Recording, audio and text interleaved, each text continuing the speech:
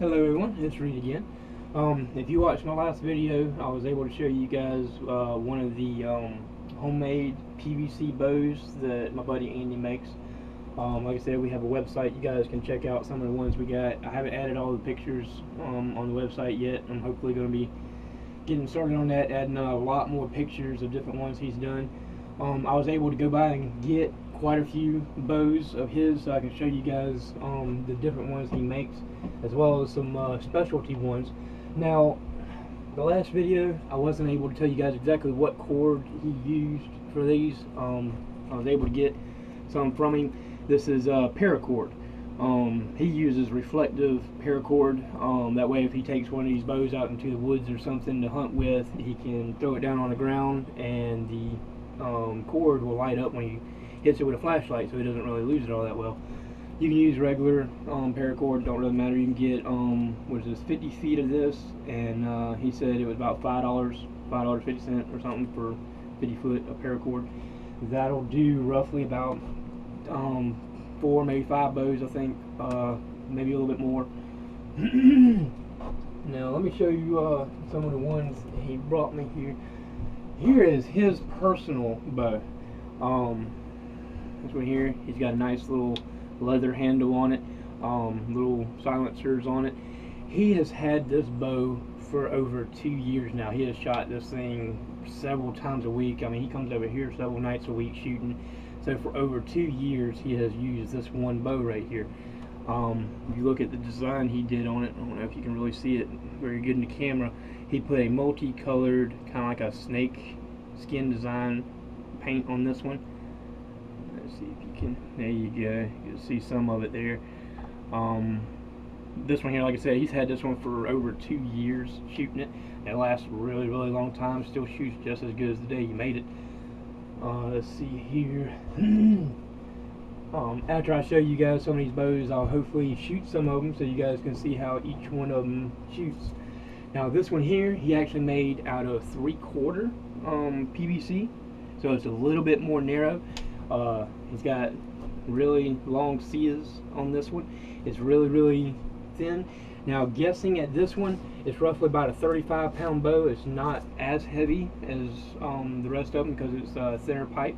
However, he does have fiberglass tent rod inside of this one, which gave it a little bit more strength to it, especially since it was the more narrow PVC.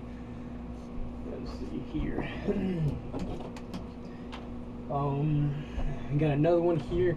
This one here doesn't have seals on it. This is a regular straight design to it. He got snakeskin design on this one as well, and you can see he painted that. The whole thing is basically that way. Now this one here, see if I can show you guys, it's a really weird bend to this one compared to the other ones. Very, very strong. If I had to guess on this one, it's probably about a 50-pound bow, maybe a little bit more. It don't have very long of a draw on it, so you had to use short arrows for one on this design, probably about a 28-inch arrow instead of the 31s that I use for my bow. Let's see here, put this one over here. Show you guys another one. This one here, he did have it just primered black. Some of the primers coming off of it. Never actually finished painting this one. It's one of the ones he just got finished making. This one here's got little seas on it instead of the long 9-10-inch seas. This one's only got like a 2-inch sea on it. Nice little handle for it. Same thing on the other side, a little small sea. This one here is pretty strong. If I'm not mistaken, this one is actually out of Schedule 80 PVC. This is one of the thicker PVC. You can see the wall on it right there. It's a really, really thick PVC. So this one here, probably 45 pounds. Probably, yeah, 45, 50 pounds for this one. Really, really strong one. Let's see, show you guys another one. Let's see, this one here, he's got duct tape around the handle with a string on it and duct tape because we were testing out one of the arrow rests on this one. Regular black primer and then gray primer on the belly, so we haven't done no paint job on this one yet. This one here's got really long seas on it. This is probably a 1 foot SIA on this one. Compared to most, this is a Schedule 40 bow. Yeah, this one's pretty light, 35-40 pounds at the max. Then, now the one back here, you guys, there's two of them back here. This one hanging up is mine. This is the one I showed you guys on the video the other day that I shot. Now this one here, he just finished this one. I love the design of this one. It's actually very, very strong. If I had to guess, this one's upward of probably 55 to 60 pounds. 7-pound pull on. It's really, really stout. The reason why is because it has bamboo tied to the belly of it. That gives it a lot more of a spring state, kind of like a leaf spring on a vehicle. Gives it a lot tighter and stronger pull to it. You guys can see that. Trim the bamboo down right where the handle is, so it's as narrow as the handle. Goes all the way up to the top. So he hasn't trimmed them yet. He just basically got it to the length of the bow, and then he's going to go back and actually trim the excess bamboo off the top. This one here's got a little bit more right there sticking over. I've shot this one with my 31-inch arrows. These are 45-pound arrows, supposedly the max. It shoots wonderful out of the rest of these bows. However, when I try shooting an arrow out of this one, excuse me, the arrow wants to be a little bit wobbly, and that's because it's already reaching its max stress point of the arrow when it comes off the bow. So you need a little bit stronger arrows for a bow like this. One with bamboo tied to it, because like I said, this one's probably upward 55-60 pound pull on it, easy. I like it though. This is one of my favorite ones that he has made, and we'll try to see if I can actually get this one from him possibly. But if you guys are interested in something like this, we could probably make something very similar to this. Now we're probably not done with it. Like I said, it's only tied to the bow in 4 areas, one at very tips and then 2 right there by the handle to keep the bamboo to it. I still like it. I like the design of it and how that is. May go back and try bonding it to the PVC just a little bit more.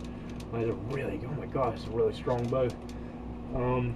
That's all the ones I have here. So 1, 2, 3, 4, 5, 6, 7, 8 bows here that I have from him. One of them's mine, of course, so it's 7 bows, and then the one that he actually uses. I'll show that one to you again.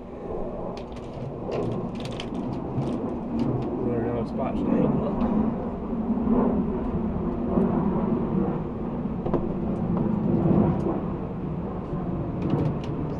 This one again, this is his personal bow. He has shot this one for over 2 years. I mean, repetitively, like several times a week for over 2 years. He's very, very good with it. This is the one that if you watched the last video, he threaded the loop and hit the bottle with. That was this bow that he was shooting. His arrows and quiver back there, he uses, what is this? They're carbon arrows, and see if it shows the length here.